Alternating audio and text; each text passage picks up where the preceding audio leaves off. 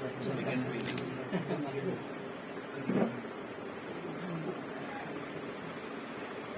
आमचे मुंबई प्रदेशचे वंचितचे असणारे अध्यक्ष अबुल हसन खान यांच्या नेतृत्वाखाली 2 बैठका झाल्या. एक बैठक 7 नोव्हेंबरला झाली आणि दुसरी बैठक जी आहे ती सना हॉलला 20 नोव्हेंबरला झाली. या 20 नोव्हेंबरच्या बैठकीला मुस्लिम समाजातील उलेमा आणि मौलाना जे उपस्थित होते 400-450च्या आसपास त्या ठिकाणी उपस्थित होते आणि त्यांच्या उपस्थितीमध्ये आपण फिलिस्तीनच्या लोकांवरती जो हमला चाललाय त्याच्या संदर्भातली एक गंभीर चर्चा त्या ठिकाणी झाली आणि भारताचं वजन हे जगभर पसरलेलं आहे त्याचा आपण योग्य रीत्याने वापर करून इस्रायलवरती दबाव आणायचा. तुम्ही जे आम जनता आहे त्या आम जनतेवरती जे काही बॉम्बिंग चाललंय, हल्ला चाललाय, पाणी मिळत नाही, वीज मिळत नाही, अशी असणारी जी परिस्थिती आहे त्या परिस्थितीच्या संदर्भातलं जे काही जिनिव्हा कन्व्हेन्शन आहे ते पाळलं गेलं पाहिजे. वॉरमध्ये सामान्य माणसाचा संबंध नसतो म्हणून त्याचं प्रोटेक्शन झालं पाहिजे, त्याला सुरक्षा दिली पाहिजे. ही भूमिका घ्यावी अशा रीतीची असणारी चर्चा झाली आणि त्यानंतर कमिटी स्थापन होऊन पुढचा कार्यक्रम काय करायचा असा त्या ठिकाणी ठरला. या कमिटीच्या वतीने 8 डिसेंबरला पॅलेस्टाईनमध्ये शांती आली पाहिजे, चाललेला बॉम्बिंग त्या ठिकाणी थांबलं पाहिजे, हमला त्या ठिकाणी थांबला पाहिजे. भारताने सुनामी जशी आली होती आणि पूर्णपणे मदत दिली होती त्याच पद्धतीने असणारा भारत सरकारने पॅलेस्टाईनच्या लोकांना, फिलिस्ताईनच्या लोकांना पूर्णपणे मदत दिली पाहिजे. ज्यांना मदत करायला जायचं आहे, मग ते डॉक्टर्स असतील, नर्सेस असतील, इतर हे असतील, त्यांची यादी शासनाने करावी आणि त्यांनाही ती संधी द्यावी. अशा अनेक मागण्यांसाठी एक कार्यक्रम 8 तारखेला आझाद मैदानावरती शांती नाव देऊन आम्ही त्या ठिकाणी असणारा आयोजित करतोय. या बैठकीमध्ये जे कोणी होते त्यांची नावं मी असताना आपल्याला या ठिकाणी सांगतोय. सगळ्यात प्रमुख म्हणजे या ठिकाणी माझ्या बाजूला बसलेले असणारा मौलाना सय्यद नौरीजी आहेत, रजा अकादमीचे ते असणारे इथे संस्थापक आहेत. त्याच्याच बरोबर असणारा मौलाना खलीलुल्लाह रहमान यांचा आहे, मुफ्ती मुस्तफा शरीफ हे आहेत, मौलाना इम्रान बरकती या बैठकीत आहेत, मौलाना अशरफ हजर म्हणून आहेत आणि मौलाना अब्बास रिझवी जे आमच्याबरोबर नेहमीच असतात. या सगळ्यांचं असणारं एक सहमती होऊन 8 तारखेला अबुल हसन मुंबई प्रदेश वंचित बहुजन आघाडीचे जे अध्यक्ष आहेत त्यांनी पुढाकार घेऊन हा 8 तारखेचा असणारा पॅलेस्टाईनमध्ये, फिलिस्ताईनमध्ये पीस झाली पाहिजे, शांतता झाली पाहिजे आणि भारत सरकारने त्या ठिकाणी अहम भूमिका निभावली पाहिजे आणि ज्यांना मदत द्यायला जायचं आहे, मग ते डॉक्टर्स असतील, नर्सेस असतील, पॅरामेडिकल फोर्सेस असतील किंवा अन्नधान्य म्हणून असताना जे काही पाठवायचं आहे त्याची असणारी सोय शासनाने असणारं करावी. या असणाऱ्या मागणीसाठी असणारा 8 नोव्हेंबरचा आझाद मैदानवरचा असणारा एक जाहीर ज्याला म्हणतो शांती चा आहे. यामध्ये सर्व धर्मीयांना इन्व्हॉल्व्ह करण्याचा प्रयत्न त्या ठिकाणी आमचा राहणार आहे. कारण हा मानवतेचा प्रश्न आहे. हा नुसता असणारा एका बाजूला इस्रायल जे असणारा नॉन मुस्लिम आहे आणि फिलिस्ताईन हे मुस्लिम आहेत असा इश्यू नाहीये. तर याच्यामधला हा मानवतेचा प्रश्न आहे आणि या मानवतेच्या प्रश्नाच्या निमित्ताने सगळे धर्म हे शांतता त्या ठिकाणी शिकवतात आणि म्हणून याला असणारं त्या स्टेजवरती सर्व धर्मातली लोक उपस्थित राहतील याचा आम्ही सगळेजण प्रयत्न त्या ठिकाणी करणार आहोत. आपण आता हिंदीमधली बाईट पहिल्यांदा सरळ देतो आणि नंतर मग आपण त्या ठिकाणी विचारा.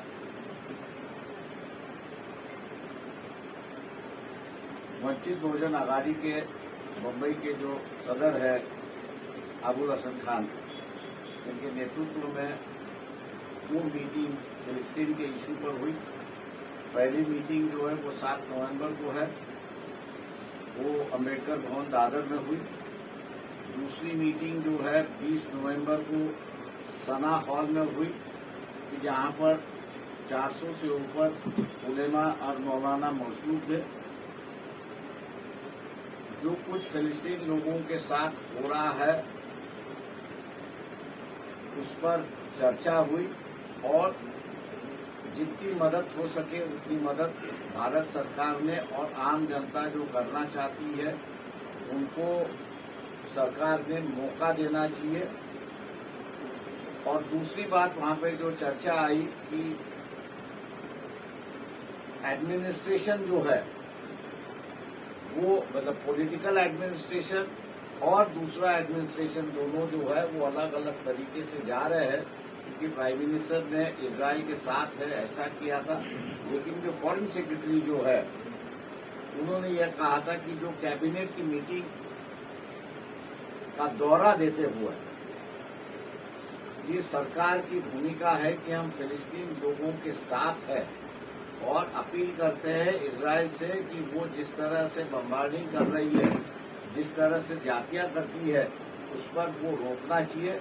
मैं ये मान के चलता हूं कि फॉरेन डिपार्टमेंट ने जो हिम्मत दिखाई, जो दाद दिखाई, मैं उसकी पहले सराहना करता हूं और उनको शुक्रिया भी करता हूं कि अधिकारी होने के बावजूद, अधिकारी एक मुलाजिम होता है सरकार का, ये बात तो सही है, उसको वो फॉलो करना है, लेकिन वो एक इंसान भी है और इस देश का एक नागरिक भी है.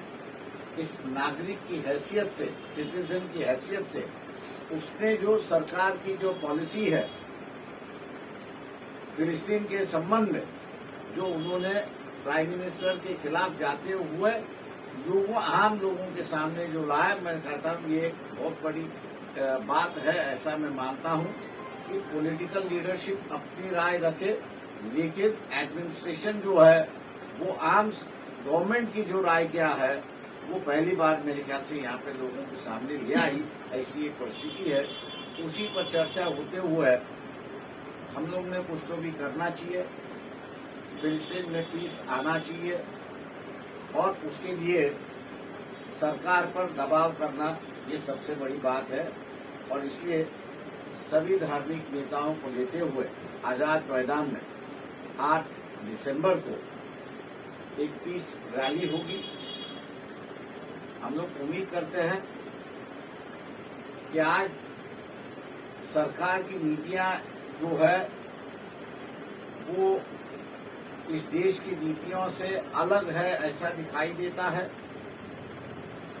लेकिन असर कहीं ना कहीं तो भी दिखाई दे रहा है कि पॉलिटिकल लाइन अब सुधरने जा रही है, बदलने जा रही है. ऐसी एक परिस्थिति है. महाराष्ट्र की सरकार के साथ भी हम लोग ने बातचीत इस पर शुरुआत की है, ये परमिशन की बातचीत की शुरुआत की है आजाद मैदान की. तो हम लोग ने उनसे यही कहा है कि आप इसको सिर्फ ये मिडिल ईस्ट का मामला है और हमसे कोई लेना देना नहीं है, ऐसा सोचने की जरूरत नहीं है. तेल जो आता है भारत में वो मिडिल ईस्ट से ही आता है.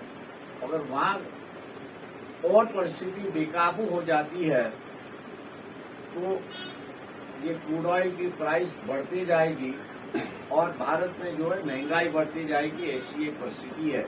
इसलिए सभी जगह शांति होना ये जरूरी है। सरकार ने हम सोच के आपको परमिशन देंगे करके कहा है। मैं उम्मीद करता हूँ कि सरकार की परमिशन आएगी और शांतिपूर्वक जो है इस सरकार के सामने कि फिलिस्तीन के इशू पर भारत एक आर्थिक ताकत बन चुका है, वो कई लोगों पे दबाव डाल सकता है, ऐसी एक परिस्थिति है।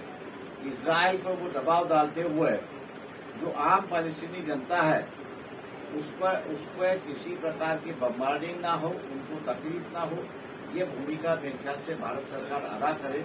इसके लिए ये 8 मार्च का एक शांति मार्च, हम शांति मार्च, शांति जुलूस कहिए या शांति जनसभा कहिए, वो आजाद मैदान में हम लोग वहाँ पे कर रहे हैं। पुलिस की तरफ से परमिशन नहीं मिला, तो अभी क्या अभी तो हम लोग सरकार मुख्यमंत्री से बात कर रहे हैं। मुख्यमंत्री से मेरी आज सुबह ही बात हुई थी, केसरकर आके भी गए थे, तो उनसे भी हमारी बातचीत हुई। तो उनका कहीं भी ऐसा नहीं है कि आप मत करो, तो इसका मतलब हम लोग समझते हैं कि परमिशन आ जाएगी। सरकार की तरफ से मदद भेजी जा रही है लगातार, फिलिस्तीन और गाजा में जो लोग पीड़ित हैं उनको मदद भेजी जा रही है, उस रुख को आप किस तरीके से देखते हैं? और अभी जो युद्ध विराम फिलहाल इजरायल के साथ चल रहा है, जो वहां पर कैदी बनाए गए थे, हॉस्टेज बनाए गए थे, उनको आदान प्रदान भी हो रहा है, तो आप क्या एक्सपेक्ट कर रहे हैं? क्योंकि अब आज तीसरा दिन है, कल आखिरी दिन है, उसके बाद से फिर से कहीं ना कहीं उम्मीद की जा रही है, आशंका जताई जा रही है कि फिर से बम्बार्डमेंट होगा। आपका क्या कहना है? वही मैं कह रहा हूँ कि इजरायल डिफेंस मिनिस्टर का आज मेरे ख्याल से करीब 7-8 घंटे पहले ही उनका बयान आ चुका है कि हम लोग चौथे दिन के बाद कार्रवाई को दोबारा शुरुआत करेंगे। तो मैं समझता हूँ कि ये ज्यादती है कि आप जब सीज फायर करते हो तो इसका मतलब है कि आपका जो मकसद है वो हासिल कर लिया है, और अब जब आप सीज फायर तोड़ने की बात कर रहे हो और दोबारा बम्बार्डिंग करने की बात कर रहे हो, तो इसका मतलब हम ये समझते हैं कि तुम गाजा से और पैलेस्टाइन से एरिया से जो है वो लोगों को आप सफाया करना चाहते हो, भगाना चाहते हो, ताकि वो दोबारा वहां पर ना एक नया रेफ्यूजी बनाना चाहते हो, ऐसी एक परिस्थिति है। तो इस पर मैं समझता हूँ कि सरकार ने जो है वो भूमिका लेनी चाहिए, ऐसा मैं मान के चलता हूँ। एक आर्थिक पावर, खरीदारी की पावर जो है वो भारत सरकार की है, उसका मेरे ख्याल से उन्होंने इस्तेमाल करना चाहिए, ऐसा मैं मानता हूँ। लगातार मुस्लिम देशों से बातचीत, मिडिल ईस्ट समेत कई सारे देशों से बात हो रही है, अमेरिका, ब्रिटेन, कई सारे देशों से केंद्र सरकार की मोदी प्रधानमंत्री खुद बातचीत कर रहे हैं। आपको लगता है कि बीच का जो रास्ता है समझौते का हो चाहे शांति का हो, केंद्र सरकार या मोदी सरकार या भारत सरकार उसमें एक बड़ी भूमिका निभा सकती है? भारत सरकार बहुत बड़ी भूमिका निभा सकती है, लेकिन मनमोहन सिंह जब थे तो मनमोहन सिंह ने कहा था कि we are 22 million market place. आप ये जो 22 मिलियन खरीदार जो है वो करीब 35 लाख बन चुके हैं। तो वो परचेसिंग पावर जो है भारत सरकार की वो सबसे बड़ी बढ़ गई है, और ये बढ़ने की वजह से ही भारत का एक वजूद जो है वो दुनिया में बन चुका है। आप इसका इस्तेमाल करते हुए आप यहाँ पर शांति ला सकते हो, ऐसा हम लोग मान के चलते हैं। 8 दिसंबर की रैली को लेकर कोई रूपरेखा तैयार हुई है कि अभी केवल प्राइमरी स्टेज केवल हुए हैं? प्राइमरी स्टेज पर सर, दुसरीकडे पाहायला गेलं तर काल तुमची मोठी गर्दी होती, तुम्ही छगन भुजबळ असतील किंवा शंकरराव असतील, म्हणजे तुम्ही सांगितलं की ओबीसी नेत्यांनी आमच्या नादाला लागले. छगन भुजबळांनी आज प्रतिक्रिया दिली. छगन भुजबळ असं म्हणतात की प्रकाश आंबेडकरांच्या विरोधात एकही वक्तव्य केलं नाही. आत्ता अडचणीच्या काळामध्ये प्रकाश आंबेडकर यांनी आमच्याकडे आता सहकार्य करावं असं छगन भुजबळ.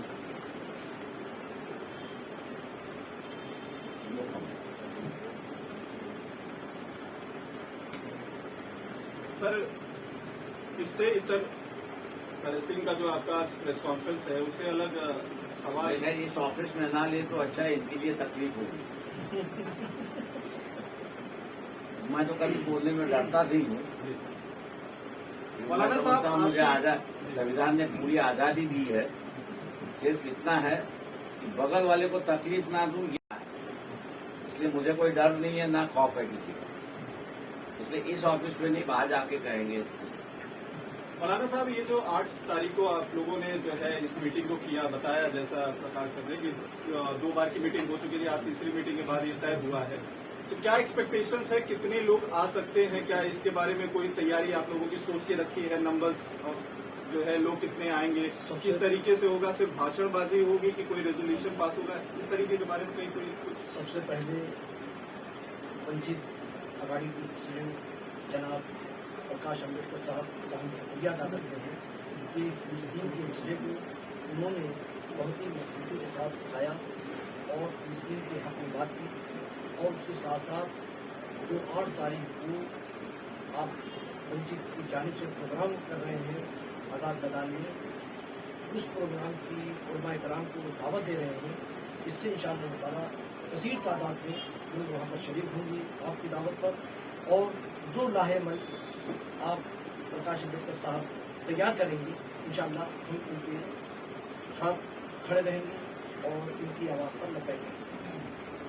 सरकार से उम्मीदें हैं कि जो है परमिशन मिल जाएगी, कोई प्रॉब्लम नहीं होगा? आपका क्या कहना है? नहीं, मतलब मैं समझता हूँ कि एक अच्छे कॉज के लिए काम हो रहा है, तो उसके अंदर हुकूमत जो है सख्ती नहीं बरती, बल्कि साथ देखी कि ये हमारे मुल्क की जानिब से ही, पूरे मुल्क की जानिब से एक अच्छा पैगाम जाएगा कि यहाँ की आवाम क्या चाहती है। आपण सगळेजण आलात त्याच्याबद्दल आपले मीच आभार मानतो.